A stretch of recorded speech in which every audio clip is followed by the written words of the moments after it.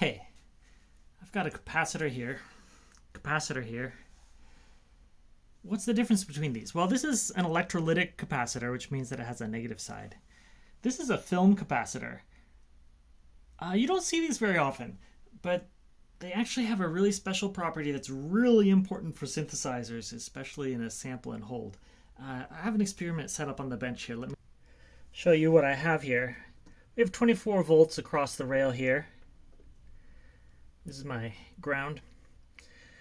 I've got a capacitor here. This is a ceramic capacitor, and I have this voltage divider here, which is giving me about 9.6 volts. And so that capacitor is charged, and I've got the top end of that capacitor coming over here to this op amp, reading the pins from left to right. I guess that's right to left for you. We have the VCC output, inverting input, non-inverting input. And so what we have here is a voltage follower. So the output and the non-inverting input will basically just be a copy of what we have here. Okay, great. So this here is equivalent to the top of the capacitor. What happens when we pull the power? Very quickly discharges. Okay, let's put that back in. Well, it's discharging through my scope, right? What happens if I go here? So the op amp is now going to kind of buffer that voltage, so it won't be discharging through my scope anymore. I'll pull the power. What's going to happen?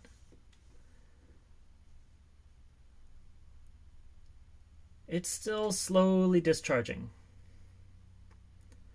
Right? And that's just because this ceramic capacitor isn't able to hold the voltage as well as this film capacitor, and that's why these film capacitors are so nice.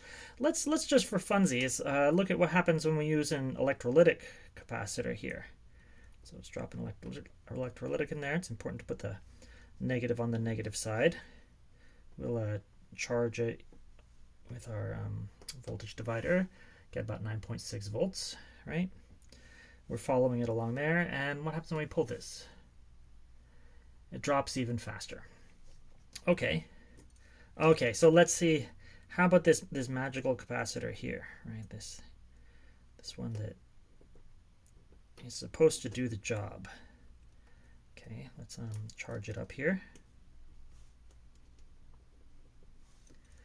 Great, 9.6 volts. We're on the mirroring side.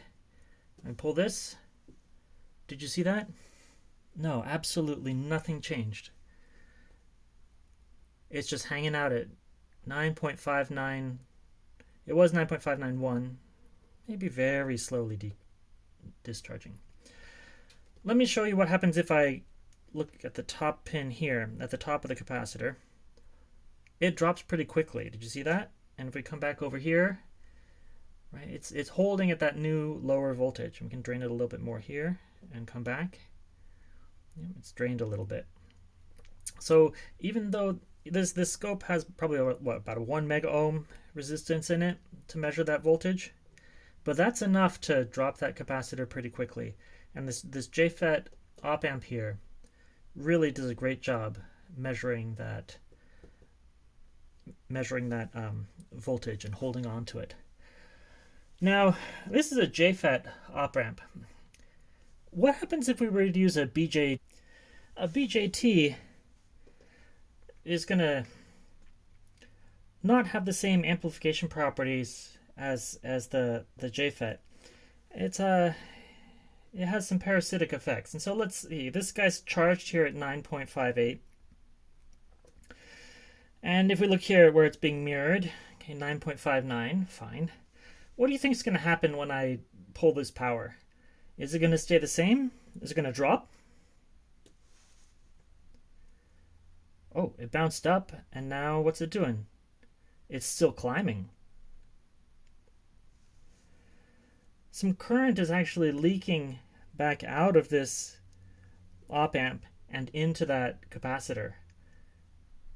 It's actually causing it to climb. So not only is this op amp not an ideal op amp, it's actually pushing current back into the capacitor. We can measure on the other side here. We can see it drop pretty quickly like we saw before, and then here we are down, and it's starting to increase again. So I think the takeaway here is that in order to hold on to a voltage really precisely, not only do you need a JFET with an extremely high impedance on your op amp, you also need to have a capacitor that isn't going to leak any voltage to the environment. And a good thing for that is the film capacitor.